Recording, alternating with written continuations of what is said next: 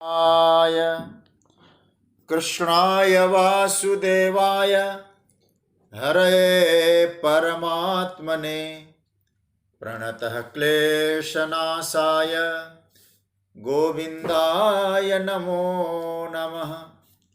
नमः परमहंसास्वादितचरणकमलचिन्मकरन्दाय भक्तजनमानसनिवासाय श्रीरामचन्द्राय। वागीशायस्य वदने लक्ष्मीर्यस्य च वक्षसि यस्यास्ते हृदये संवित्तं नृसिंहमहं भजे। गुरुर्ब्रह्मा गुरुर्विष्णुर्गुरुर्देवो महेश्वरः गुरुस्साक्षात् परब्रह्म तस्मै श्रीगुरवे नमः। भगवत चरण कमलानुरागी सभी आत्मीय प्रिय प्रभु प्रेमीजन, आप सभी स्वाध्याय परिवार से जुड़े हुए सभी भगवत प्रेमीजन, आप सभी को मेरा प्रणाम वंदन, आप सभी का अभिनंदन। सर्वप्रथम आज भगवान राघवेंद्र सरकार का प्राकट्य दिवस, भगवान के इस प्राकट्य दिवस रामनवमी महोत्सव, उसका आप सभी को हार्दिक अभिनंदन, बधाई। और भगवान राघवेंद्र स्वरूप जो ज्ञान स्वरूप है वो हमारे हृदय में अवतरित हों और हम उस परम तत्व को उपलब्ध हो सकें, इसी शुभकामना और सद्भाव के साथ आइए जिस विषय पे हम लोग चिंतन कर रहे हैं, श्रीमद् भगवद गीता के 10वें अध्याय जिसे विभूति योग कहा गया है, उस पर जो चिंतन की यात्रा है उसमें हम लोग आगे बढ़ें। भगवान कह रहे हैं कि अपनी विभूति में कि दंडो दमयतामस्मि नीतिरस्मि जिगीषताम मौनम चैवास्मि गुह्यानाम ज्ञानम ज्ञानवतामहम्।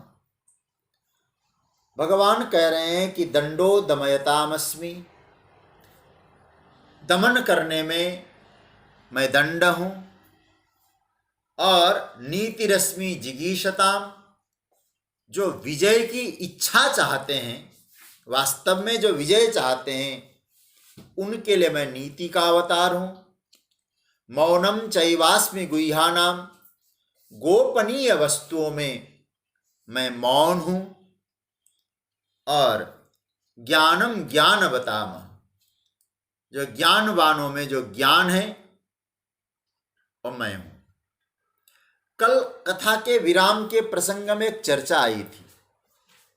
मैंने 3 सूत्र आपके सामने रखे थे, नीति, रीति और प्रीति। कमाएं, जीतें नीति से, जगत में रहें, परिवार में रहें, समाज में रहें, वहाँ की रीति से, और भगवान को भजें प्रीति से। ये चर्चा आई थी। सज्जनों, अगर यह नीति हम बना के चलते हैं कि हमें नीति के मार्ग पर ही चलना है, तो परमात्मा उस वक्त किसी रूप में भी प्रकट होके सही राह दिखाएंगे। लेकिन जो नीति के लिए आवश्यक जो तत्व है, जिसकी चर्चा मैं कल भी कर चुका हूं, वो हमें चाहिए ही चाहिए।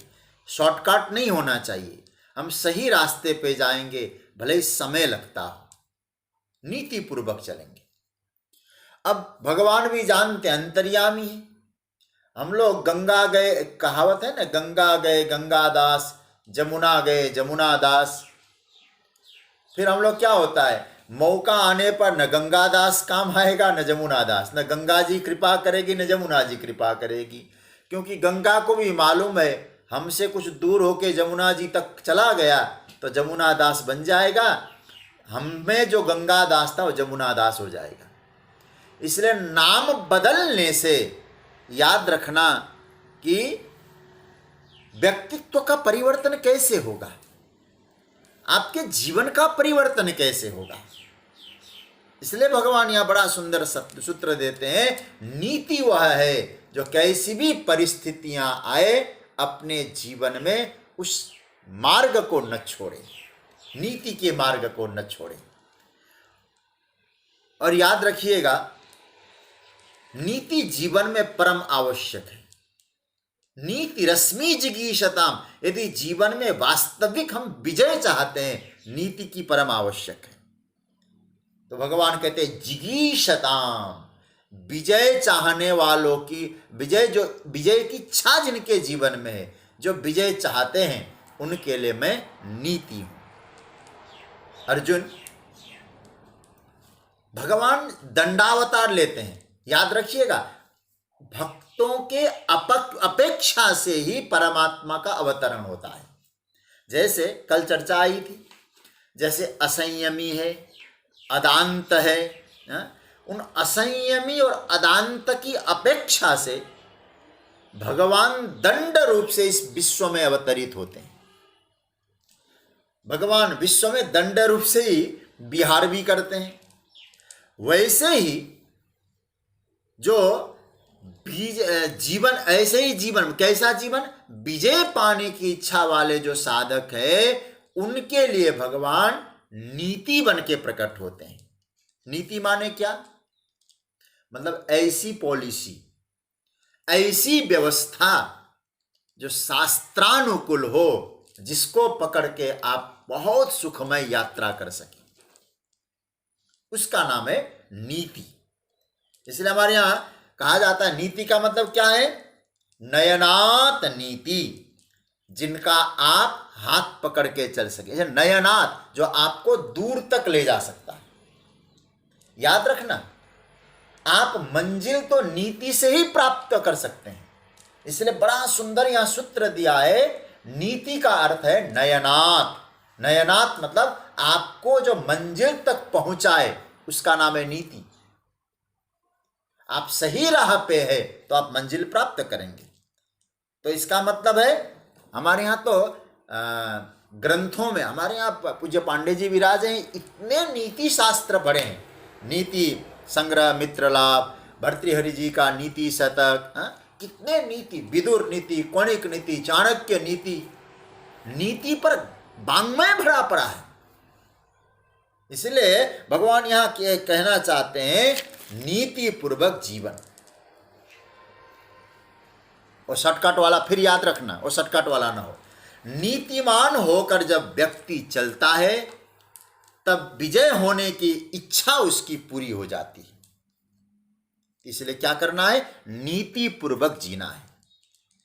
सज्जनों, जीवन संग्राम में जो विजयी होने की जो इच्छा है साधक, जीवन एक संग्राम है, इस जीवन के संग्राम में विजयी होने की जो इच्छा है साधक की, उसको जरा समझना।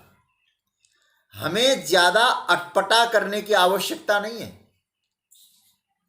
अटपटा करने की कोई जरूरत नहीं। फिर क्या करें? बस आपको बिना नीति के मार्ग को चुनना, ये अटपटा चलना। नीति पूर्वक जीवन यापन हो। सज्जनों, नीति पर रहें, दृढ़ता से रहें। तो मैं कह सकता हूं, शास्त्रों का चिंतन करके, गुरुजनों की वाणी को याद करके कह सकता हूं, जो आज आपके प्रतिकूल हैं, कल आपके अनुकूल बन जाएंगे। यह सूत्र है जीवन में। ऐसा नेटवर्क लग रहा है, गड़बड़ है, कोई बात नहीं। तो भगवान, मैं जो बोल रहा था आपसे, यदि आप नीति पर दृढ़ता से जा रहे हैं, जो याद रखिएगा, आज आपके जो प्रतिकूल थे, कल वो आपके अनुकूल हो जाएंगे। लेकिन उसके लिए आपको क्या करना होगा? नीति का मार्ग नहीं छोड़ना होगा। भगवान कहते, नीति रश्मि जिगीषताम। एक सूत्र और दे रहे भगवान यहां, मौनम चैवास्मि गुह्यानाम। ये भी बड़ा प्यारा सूत्र है। भगवान कहते हैं गोपनीय जितने भाव है अर्जुन, उन गोपनीय भावों में मैं मौन हूं। मौन भाव है भगवान गोपनीय भावों में। और हम लोग तो कभी कभी देखिए गीता का अनुवाद पढ़ लेते हैं और गीता का अनुवाद पढ़ के उसको कभी कभी अर्थ को पकड़ लेते हैं। अब थोड़ा सा इन बातों जो भगवान कह रहे हैं उनको अपने जीवन में खोजने की कोशिश करिए। मौनम चैवास्मि गुह्यानाम, धीरे धीरे धीरे धीरे सच्ची बात कहूं, जीवन खिलखिलाएगा। जैसे पुष्प खिलता है वैसे जीवन भी खिलखिलाएगा। और सज्जनों, तब पता चल जाएगा ये सब भी भगवान अवतार के रूप में प्रकट होते हैं। आश्चर्यजनक रीति से प्रभु का इन सब के रूप में अवतार होता है। अब आप ही सोचिएगा, मौन से बड़ी गोपनीय चीज और क्या हो सकती है? हमें तो नहीं लगता कि कोई हो भी सकती होगी। मौन से बड़ी कोई गोपनीय चीज नहीं है। रामचरितमानस में कथा आती है कपटी मुनि की। प्रताप भानु कपटी मुनि, वो आप सब जानते होंगे। प्रताप भानु जब कपटी मुनि के पास गए, और कपटी मुनि क्या कहते हैं कि जो मैं तुमसे कह रहा हूं ना प्रताप भानु, ये छठे कान में नहीं जानी चाहिए।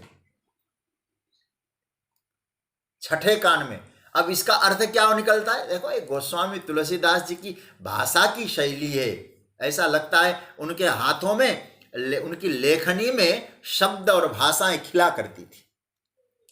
छठे कान में नहीं जाना, इसका अर्थ क्या है? इसका अर्थ है जो दो बोलने वाले के कान, दो सुनने वाले के कान, 4 कान हो गए। अब छठा कान क्यों कहा गया? बोले देखिए, अब ऐसी बढ़िया लिखी कि वो यदि किसी को कहेगा 2 कान वाला ही व्यक्ति होगा, 1 कान वाला तो नहीं होगा। तो फिर इसका मतलब क्या हुआ? गोपनीय होना चाहिए। ऐसा बढ़िया लिखा है तुलसीदास ने, भाई केवल संकेत मात्र का किया हूं। मतलब क्या हुआ? चुप रहना बस। गोपनीयता की पराकाष्ठा है मौन रहना। भगवान कहते अर्जुन, गोपनीय तत्व में मैं मौन हूं।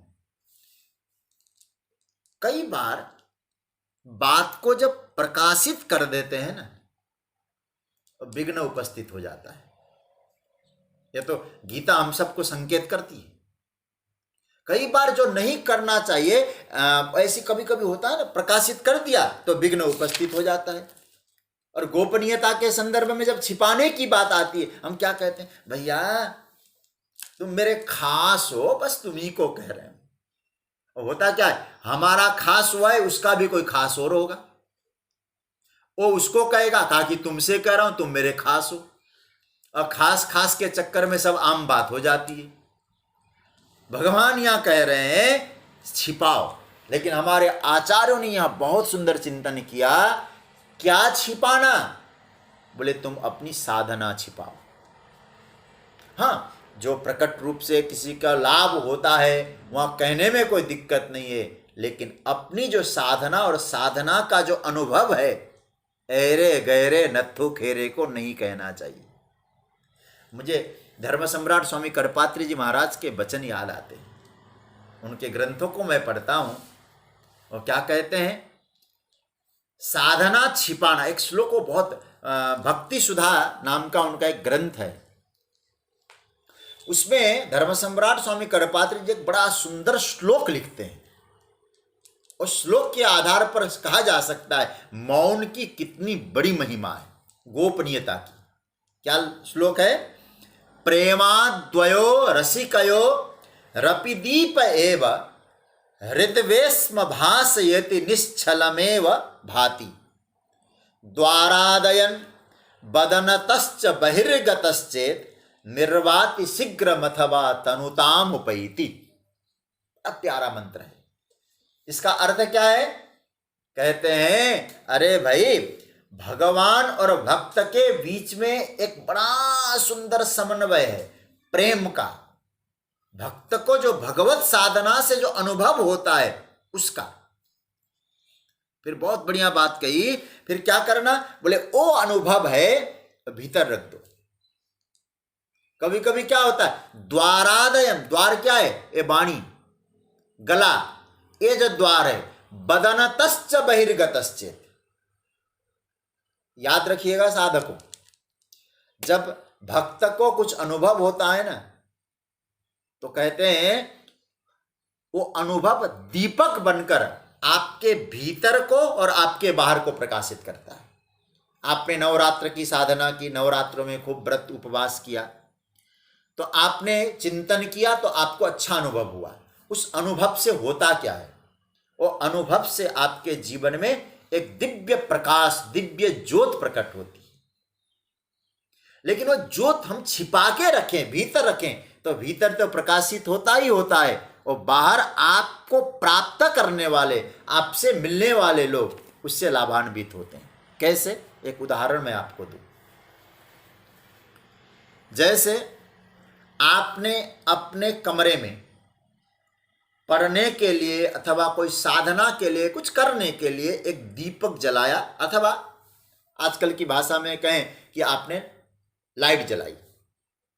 आपने उस लाइट से लाभ लिया, पढ़ना चालू किया, भागवत अध्ययन किया, अन्य ग्रंथों को पढ़ा, लेकिन आपकी जो खिड़की थी, उस खिड़की से प्रकाश वो बाहर की ओर जा रही थी, प्रकाश बाहर की ओर जा रहा था।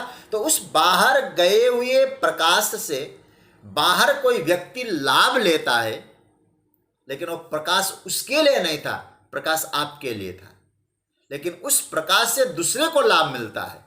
इसी तरह से हम लोग जब साधना करते हैं, हमको लाभ मिलता ही मिलता है, लेकिन साधना की जब श्रेष्ठता में जाते हैं, हमारी साधना से औरों को भी लाभ मिलता है। लेकिन अब आप उस बल्ब को, उस दीपक को उखाड़ कर बाहर कर देंगे तो क्या होगा, उस दीपक को बाहर कर दिया तो कहते हैं कि एक ही काम होगा, हवा का झोंका आएगा, या तो बुझ जाएगा, नहीं तो उसकी आंच तो धीमी हो ही जाएगी। इसलिए मौन का अर्थ है क्या है, मौन का अर्थ है जो आपने अनुभूति की है साधना में, उसको छिपा के रखो। निर्याति शांति मथवा तनुताम उपैति, शीघ्र नष्ट हो जाएगा। तो कहने का मतलब मौनम चैवास्मि गुह्यानाम, गोपनीय अनुभवों में मैं मौन बन के प्रकट होता हूं। इसलिए तुम जो अनुभूति करते हो उसको गुप्त रखो। इस मौन को बहुत गंभीरता से लेना, बहुत लाभ होता है मौन से।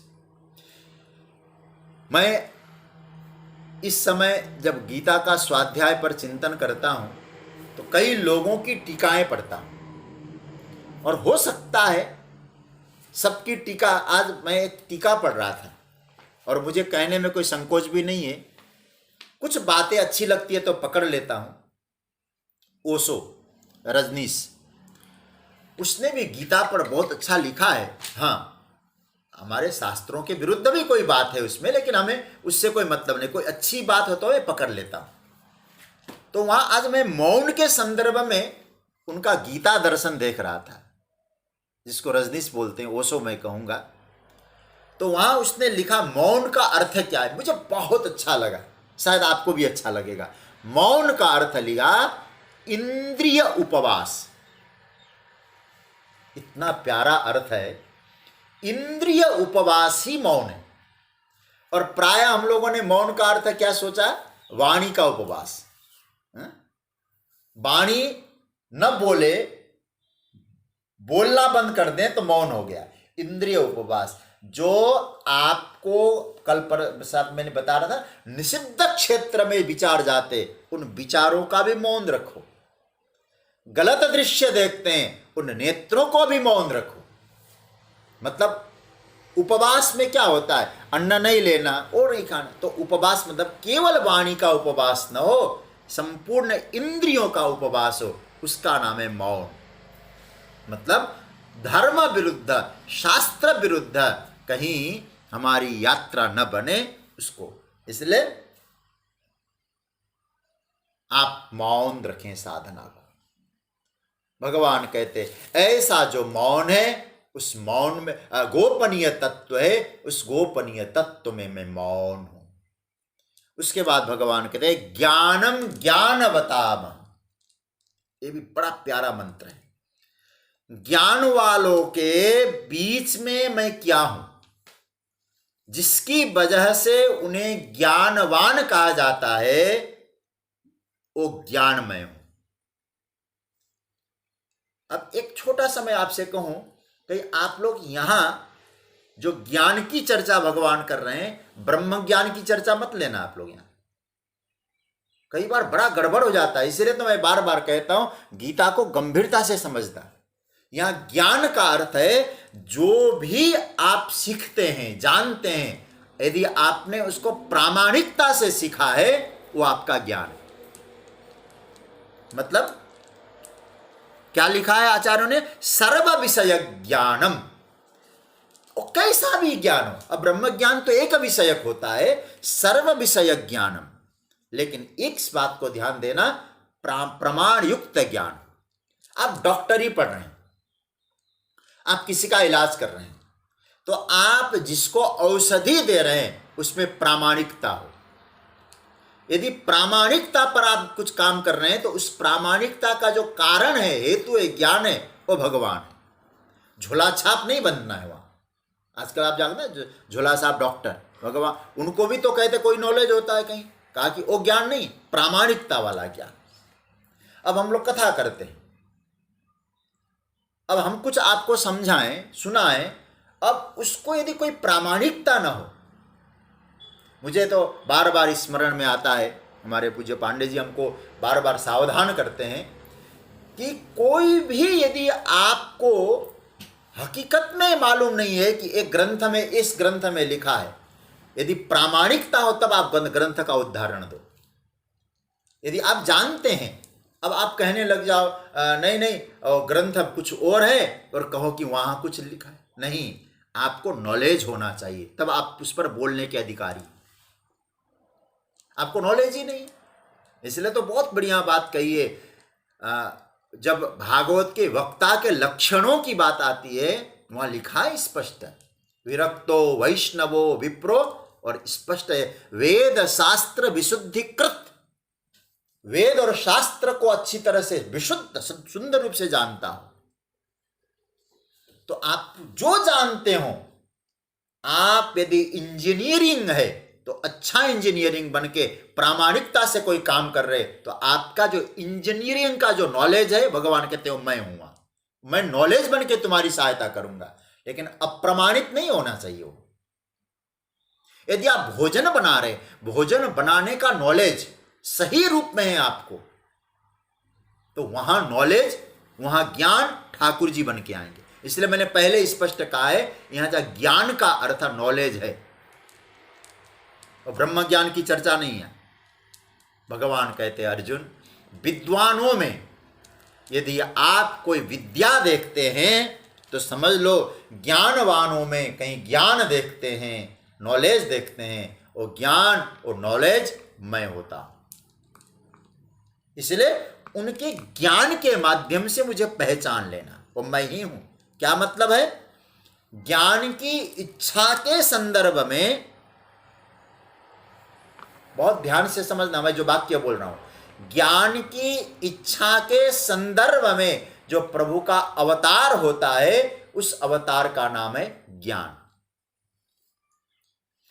अगर किसी को जेन्युइनली ज्ञान की इच्छा हो गई हो, तो उसको हम लोग क्या कहते हैं जानते हैं? हमारे वेदांत ने बहुत अच्छा शब्द दिया है, उसका नाम होता है जिज्ञासु।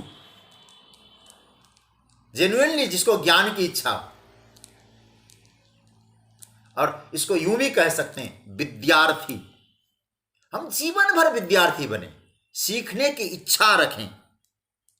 सचमुच में किसी का अंतकरण इस इच्छा से समलंकृत हो जाएगा, मैं आपसे कह सकता हूं वो धन्य हो जाएगा। जानने की इच्छा से किसी का अंतकरण यदि समलंकृत हो जाएगा, उसको कहते धन्य।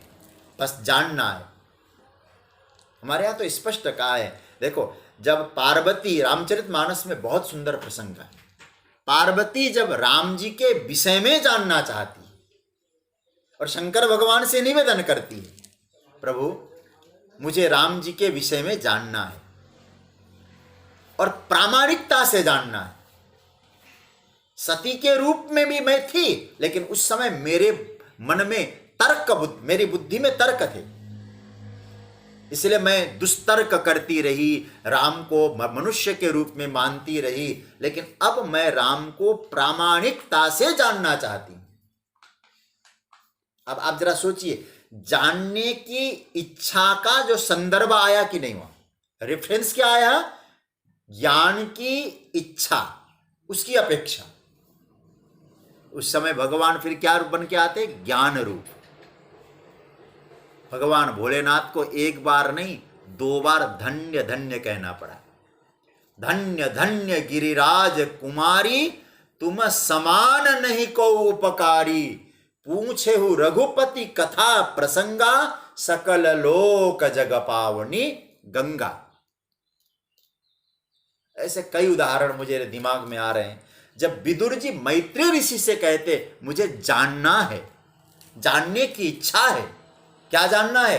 वहां ब्रह्म ज्ञान की चर्चा नहीं कर रहे हैं, कहते भगवान ने सृजन कैसे किया, प्रभु की लीलाएं कैसी होती है और सृष्टि का वर्णन कैसा है, ये सब जब उन्होंने कहा, मैत्रेय ऋषि को भी कहना पड़ा तुम्हारे मन में जानने की इच्छा है, इसलिए साधु पृष्ठम त्वया साधु लोकान साध्वनुगृह्णता।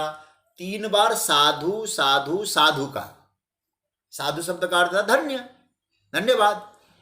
तो मैं आपसे यही कहना चाहूंगा, आप अपने आप को धन्य समझना चाहते हैं, अपने आप को धन्य करना चाहते हैं, आप जानने की कोशिश करिए, लेकिन आपका नॉलेज प्रामाणिकता के कसौटी पर हो।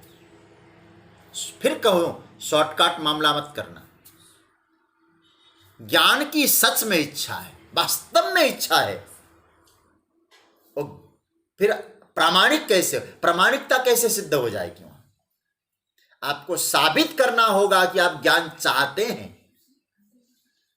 ये मैं आपको जो बात बता रहा हूं ना, आप ध्यान से समझना, आपको साबित करना होगा कि आप ज्ञान को पाना चाहते हैं।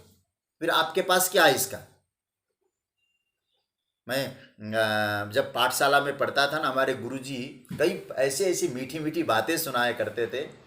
बोले विद्या चाहते हो? बोले हाँ, एक चीज त्यागो। बोले क्या? सुख त्यागो। फिर कहते सुख चाहते हो तो विद्या त्यागो, क्योंकि एक म्यान में 2 तलवार नहीं रह सकते। एक म्यान में 2 तलवार नहीं। क्या कहते हैं? सुखार्थी वा त्यजेत विद्याम, विद्यार्थी वा त्यजेत सुखम। यदि तुम सुख चाहते हो विद्या त्यागो, विद्या चाहते हो तो सुख त्यागो। और अंत में बहुत बढ़िया कहते हैं, क्या कहते हैं? सुखार्थी वा कुतो विद्या। यदि सुखार्थी है तो विद्या नहीं उसके लिए, और विद्यार्थी वा कुतः सुखम। विद्यार्थी चाहते, विद्या चाहते, सुख कहां से? एक प्रामाणिकता, आपके पास तप हो। इसलिए आज मैंने कहा था, राम जी के महोत्सव पे संदेश देने का मन आया तो मैंने कहा था पंचामृत चाहिए हमारे जीवन में। आप लोगों ने वो संदेश देखा होगा कि स्वाध्याय चाहिए, साधना चाहिए, सदाचार चाहिए, सेवा चाहिए और संयम भी चाहिए। ये पंचामृत जीवन में हो तो आप प्रामाणिक है कि इसके प्रामाणिक है? विद्या के, ज्ञान के। तब भगवान कहते हैं मुझे ज्ञान के रूप में अवतार लेना पड़ेगा। फिर इस इच्छा के अनुसार जीवन दिखने लगे तो आप ज्ञान पिपासु हैं फिर।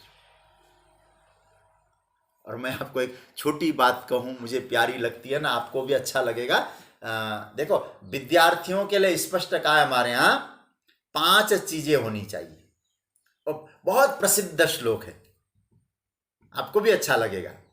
क्या क्या होनी चाहिए? हम सब विद्यार्थी, मैं भी विद्यार्थी हूं, आप भी विद्यार्थी हैं, हम लोग सब पढ़ रहे हैं, अभी चिंतन कर रहे हैं। क्या क्या होना चाहिए? वो प्रसिद्ध श्लोक है, काकचेष्टा बको ध्यानम स्वान निद्रा तथैव च अल्पाहारी गृहत्यागी विद्यार्थी पंचलक्षणम। ज्ञान और विद्या पाने वालों के 5 लक्षण होने चाहिए। इसको पकड़ ले लीजिएगा थोड़ा सा। 5 लक्षण कौन कौन से? पहला, काक चेष्टा। आपकी जो चेष्टा है ना, आपका जो प्रयत्न है, कौवे की तरह होनी चाहिए। देखो, पशुओं से कहा कौवे की तरह चेष्टा हो। कौवे की तरह मतलब क्या है? सतर्कता हो, जागृति हो। और दूसरी बात कहूं,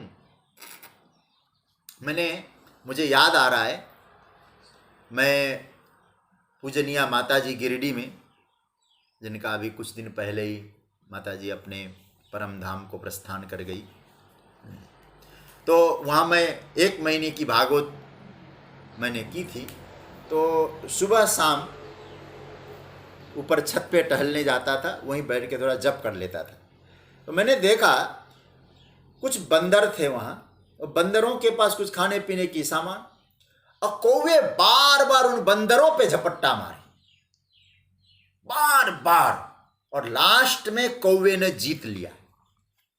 बंदरों के पास जो पदार्थ थे उनको भी लेकर गए। दूसरा कौवा आया, इतना प्रयत्न किया, एक बार नहीं कई बार। तो मुझे लगा कि वास्तव में बात यही है, विद्यार्थियों को बार बार प्रयत्नशील होना चाहिए। एक बार नहीं मिला, समझ में नहीं आया, दोबारा करो। ज्ञान पाने वालों के लिए प्रयत्न बार बार होना चाहिए। कई बार लोग कहते हैं, अरे हमारा दिमाग के ऊपर से चला जाता है। आपने एक बार कोशिश की, आप बार बार तो कोशिश करिए। कोई चीज समझने के लिए व्यक्ति कितना प्रयत्न करता है। इसलिए यदि आपको ज्ञान चाहिए, समझना है, नॉलेज की आवश्यकता है, उसका पहला, काक चेष्टा, कौवे की तरह चेष्टा करें। दूसरा, बको ध्यानम। आपका ध्यान कैसा होना चाहिए? बगुले की तरह। बगुले की तरह का मतलब क्या हुआ? देखो, आपने तालाब के किनारे कभी बगुले को खड़ा हुआ देखा होगा, और बगुले को देखकर तो लगता है ऐसा है कोई योगी खड़े हों, ध्यान योगी खड़े हों। लेकिन ऐसे हैं कि महाराज, जिसको पूज्य रामदेव जी भी कहते हैं ना, पेट की हड्डी सीधी रखो, एक करो।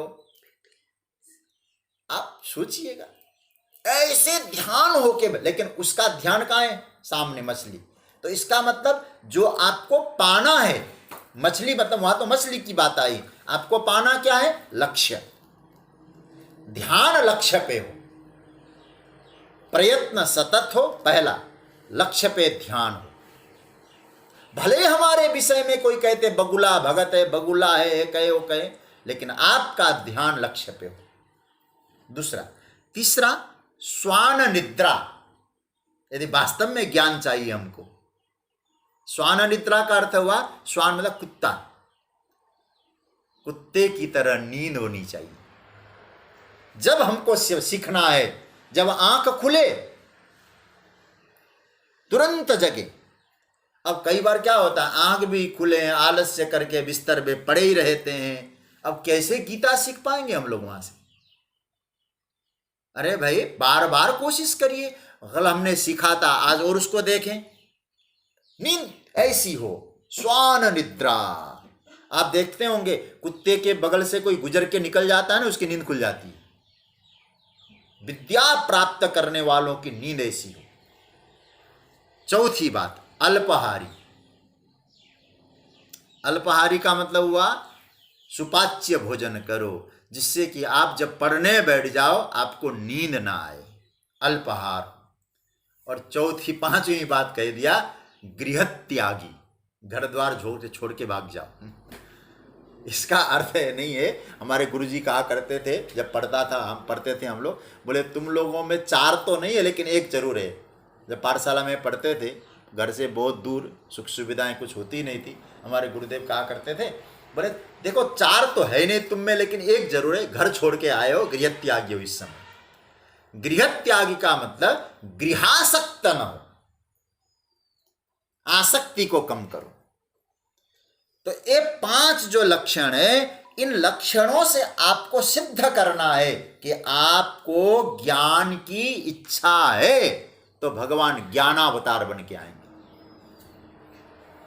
एक गीता के इन विभूतियों को समझने की कोशिश करिए। मतलब आपकी उस इच्छा के अपेक्षा से परमात्मा का अवतार होगा, उस अवतार का नाम है ज्ञानम ज्ञानवतामहम, ज्ञानावतार। देखिए, और चाहे गुरु रूप में होता हो, चाहे किसी रूप में होता हो, ज्ञान परमात्मा ही प्रदान करते हैं। इसीलिए, लेकिन आपकी इच्छा के अनुरूप परमात्मा का अवतार होता है।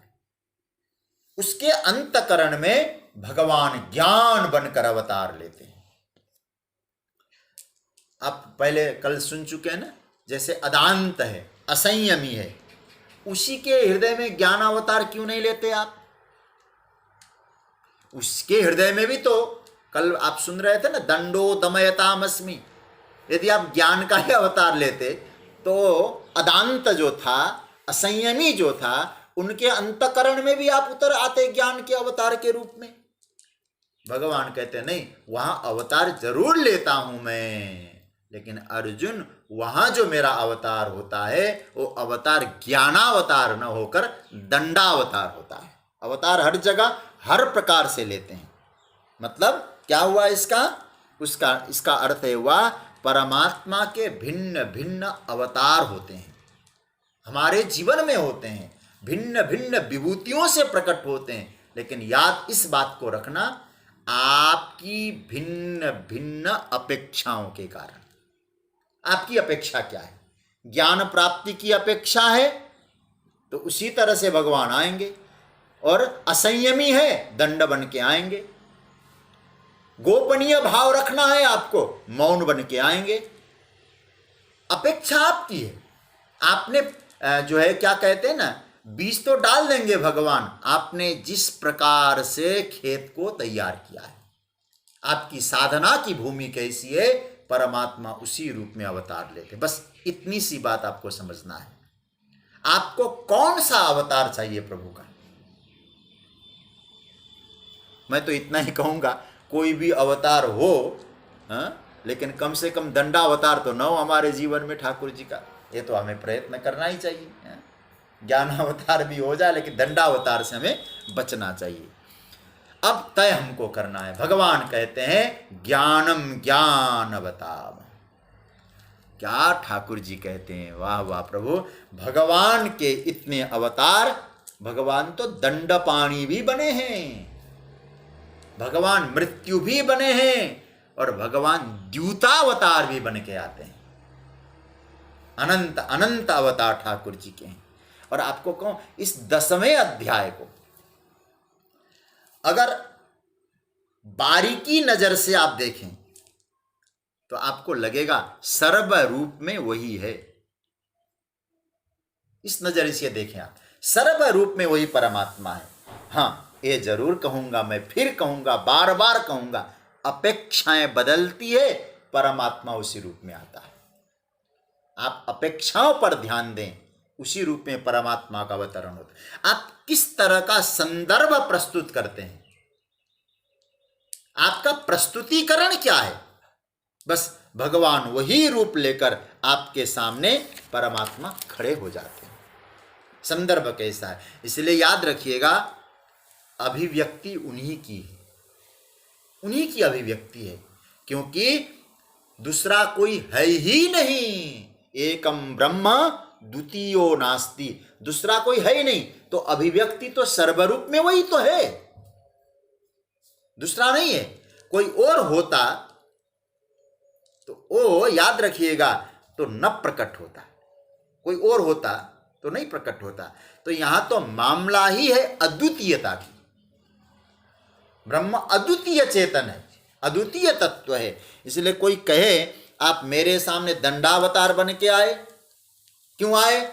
मैं तो इतना ही कहूंगा, बुरा न मानना, हमने कमाया है, हमने जैसा कमाया है परमात्मा उसी रूप में आते हैं।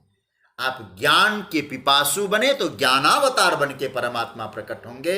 इसलिए भगवान यहां कहते हैं कि अर्जुन, कि तुम जैसी पृष्ठभूमि तैयार करोगे, तुम्हारी अपेक्षा जैसी होंगी, मैं उसी रूप में अवतरित होके आऊँगा। ज्ञानम ज्ञान बतामह, ज्ञान के पिपासु बनो, ज्ञान के रूप में मैं आता हूँ। ये आया। अब भगवान एक तरह से देखा जाए तो यहाँ विभूतियों को अब उपसंहार की ओर ले जा रहे हैं। यहाँ तक भगवान ने भिन्न भिन्न, अर्जुन का जो प्रश्न था केसु केसु च भावेषु चिंत्योसी भगवन मया, तो भगवान यहाँ अब इसका, जिसको अंग्रेजी में बोला जाता है ना, कंक्लूजन कर रहे हैं, उपसंहार कर रहे हैं, समेट रहे हैं ठाकुर जी। आइए अब हम भी ठाकुर जी की वाणी का आनंद लें। 39वां श्लोक। यच्चापि सर्वभूतानां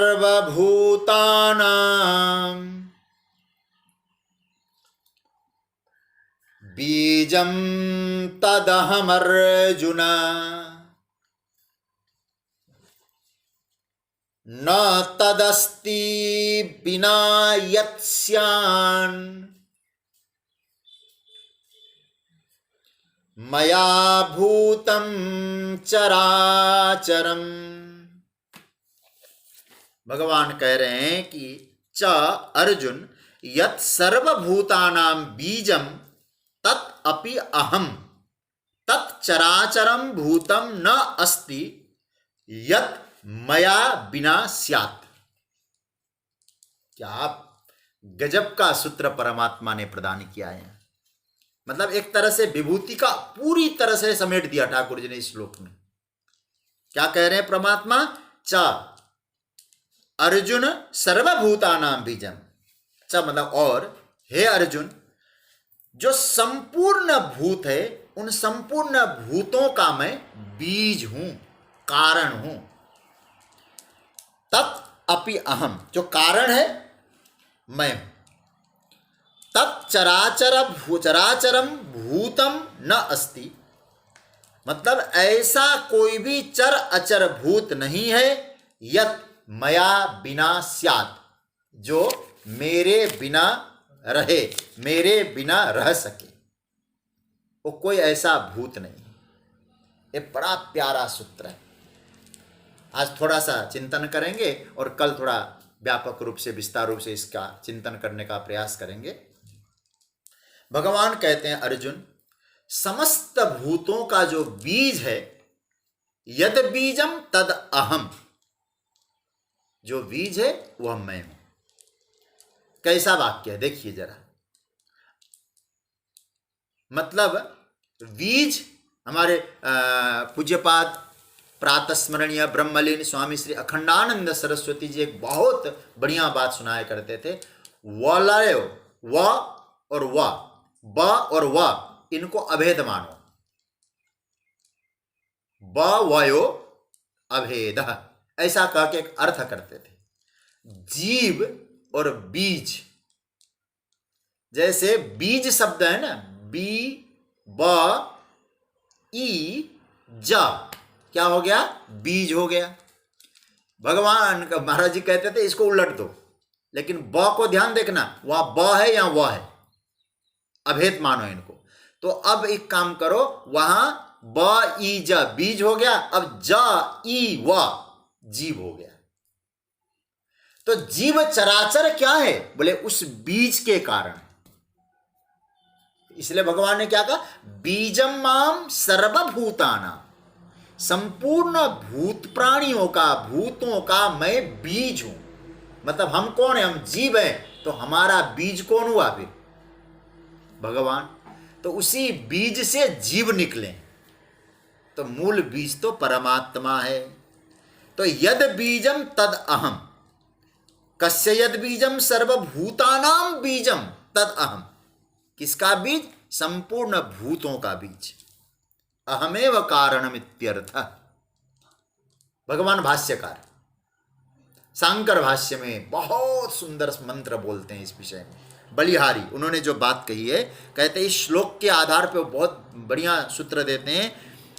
प्रकरण उपसंहारार्थम विभूतिम संक्षेपम आह। इस प्रकरण को उपसंहार करने के लिए भगवान ने संपूर्ण विभूतियों को यहां संक्षेपीकरण कर दिया। बीज कहकर। पहले व्यास से बोल रहे थे, यहां समास कर दिया। हे अर्जुन, जो जो विभूतियां प्रकट हुई है ना, वो सब मेरी व्यास विस्तार है, लेकिन अब मैं संक्षेप कर रहा हूं। क्या है? बीज। उन सारी विभूतियों का बीज मैं हूं। ये तो प्रकट हुए हैं, कैसा संक्षेप कर रहे हैं भगवान, बहुत बढ़िया। देखिए क्या कहते हैं, न तदस्ति। अर्जुन सुनो, ऐसा कुछ नहीं है। न तदस्ति चराचरम, मतलब न चर है न अचर है। चर भी नहीं है और अचर भी नहीं है। न तद भूतम अस्ति न तच्चराचरम भूतम अस्ति। ऐसे कर लो इसको। न कोई चर है न अचर है, ऐसा कोई भूत नहीं है। प्रभु आप क्या बोलना चाहते हैं? भगवान कहते हैं, मया बिना यत् स्यात्, मेरे बिना कुछ रहता हो, बिना कुछ, मेरे बिना कुछ भी नहीं है। यार भगवान ने स्पष्ट कह दिया, मया बिना यत् स्यात्, मेरे बिना कुछ है ही नहीं। अब आप कहो ये तो मानो परमात्मा कहते हैं मिट्टी के बिना कुछ भी तो नहीं है। सारे बर्तन, सारे सकोड़े, कुल्हड़, घड़ा, ये मिट्टी के कारण है। तो मेरे बिना क्या है? कुल्हड़ भी नहीं, सकोड़ा भी नहीं। सुवर्ण के बिना ना आभूषण है, न अंगूठी है, न बाली है, न कुछ है। क्या है? सुदर्शन मुख्य है, सुवर्ण मुख्य है। तो कहने का अर्थ क्या है? भगवान कहते हैं, मया बिना यत् स्यात्, मेरे बिना कुछ भी नहीं है। देखिए भगवान यहां ये कहते हैं, जो मेरे बिना भी अपने आप रह ले। ये वाक्य पकड़ना, जो मेरे बिना भी अपने आप रह ले, ऐसी कोई चीज नहीं है। राम राम राम राम। जरा सोचिएगा, आप सोचें, मेरे बिना भी कुछ रह ले, ऐसी कोई चीज नहीं है। अब इसमें इससे ज्यादा खुलकर कौन बताएगा? ये विभूति का जो उपसंहार में इससे महत्वपूर्ण बात और कोई हो ही नहीं सकती। याद रखिएगा, मया बिना च यत् स्यात् न तद अस्ति, मेरे बिना कोई रह ले,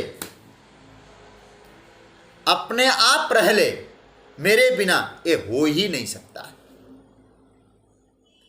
अब बताइए जरा, फिर कैसे कह सकते हैं भाई भगवान के बिना हो रहा है? भगवान होंगे कहां? भगवान का तत्व क्या है? एक फिर कैसे कह सकते हैं हम? ये भगवान का स्टेटमेंट को अच्छी तरह से सुन ले।